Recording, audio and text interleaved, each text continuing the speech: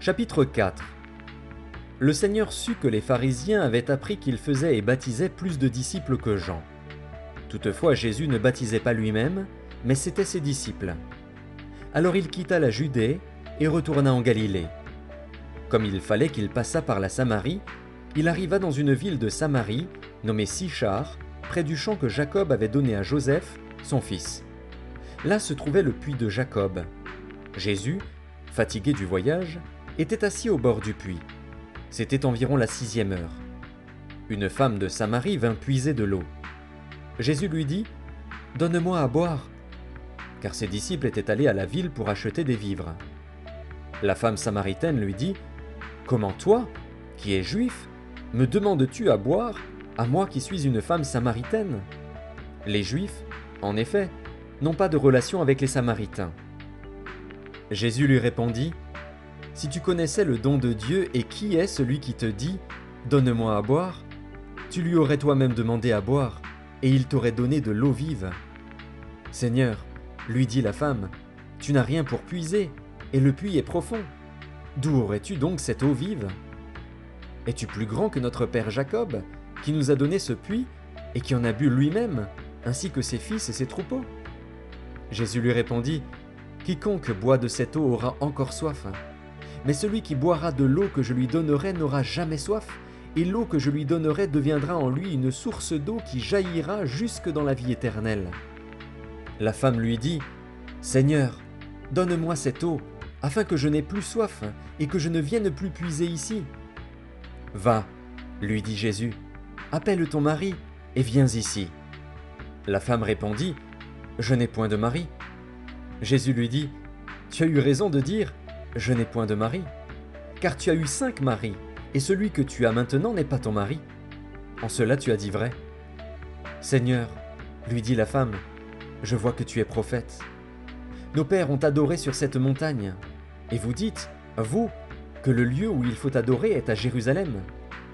Femme, lui dit Jésus, crois-moi, l'heure vient où ce ne sera ni sur cette montagne ni à Jérusalem que vous adorerez le Père. Vous adorez ce que vous ne connaissez pas. Nous adorons ce que nous connaissons, car le salut vient des Juifs.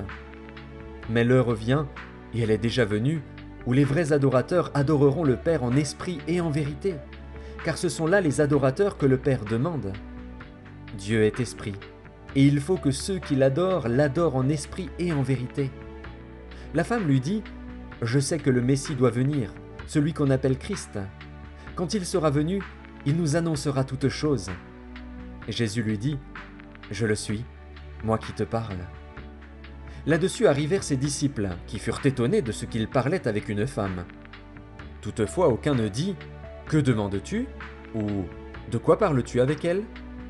Alors la femme, ayant laissé sa cruche, s'en alla dans la ville et dit aux gens : Venez voir un homme qui m'a dit tout ce que j'ai fait. Ne serait-ce point le Christ ? Ils sortirent de la ville et ils vinrent vers lui. Pendant ce temps, les disciples le pressaient de manger, disant : Rabbi, mange ! Mais il leur dit : J'ai à manger une nourriture que vous ne connaissez pas. Les disciples se disaient donc les uns aux autres : Quelqu'un lui aurait-il apporté à manger ?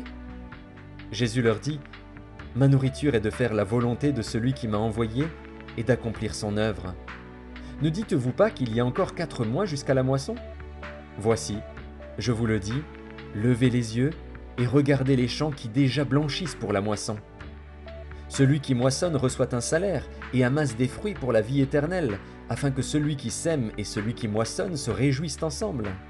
Car en ceci ce qu'on dit est vrai, autre est celui qui sème et autre celui qui moissonne. Je vous ai envoyé moissonner ce que vous n'avez pas travaillé. D'autres ont travaillé, et vous êtes entrés dans leur travail. Plusieurs Samaritains de cette ville crurent en Jésus à cause de cette déclaration formelle de la femme : « Il m'a dit tout ce que j'ai fait ». Aussi, quand les Samaritains vinrent le trouver, ils le prièrent de rester auprès d'eux. Et il resta là 2 jours. Un beaucoup plus grand nombre crurent à cause de sa parole. Et il disait à la femme : « Ce n'est plus à cause de ce que tu as dit que nous croyons, car nous l'avons entendu nous-mêmes, et nous savons qu'il est vraiment le Sauveur du monde. » Après ces 2 jours, Jésus partit de là pour se rendre en Galilée. car il avait déclaré lui-même qu'un prophète n'est pas honoré dans sa propre patrie. Lorsqu'il arriva en Galilée, il fut bien reçu des Galiléens, qui avaient vu tout ce qu'il avait fait à Jérusalem pendant la fête, car eux aussi étaient allés à la fête. Il retourna donc à Cana en Galilée, où il avait changé l'eau en vin. Il y avait à Capernaüm un officier du roi, dont le fils était malade. Ayant appris que Jésus était venu de Judée en Galilée, il alla vers lui et le pria de descendre et de guérir son fils, qui était près de mourir. Jésus lui dit : « Si vous ne voyez des miracles et des prodiges, vous ne croyez point. » L'officier du roi lui dit : « Seigneur, descends avant que mon enfant meure. » « Va, lui dit Jésus, ton fils vit. » Et cet homme crut à la parole que Jésus lui avait dite, et il s'en alla. Comme déjà il descendait, ses serviteurs venant à sa rencontre, lui apportèrent cette nouvelle : « Ton enfant vit. » Il leur demanda à quelle heure il s'était trouvé mieux, et ils lui dirent : « Hier, à la 7e heure, la fièvre l'a quitté. » Le père reconnut que c'était à cette heure-là que Jésus lui avait dit : « Ton fils vit. » Et il crut, lui et toute sa maison. Jésus fit encore ce second miracle lorsqu'il fut venu de Judée en Galilée.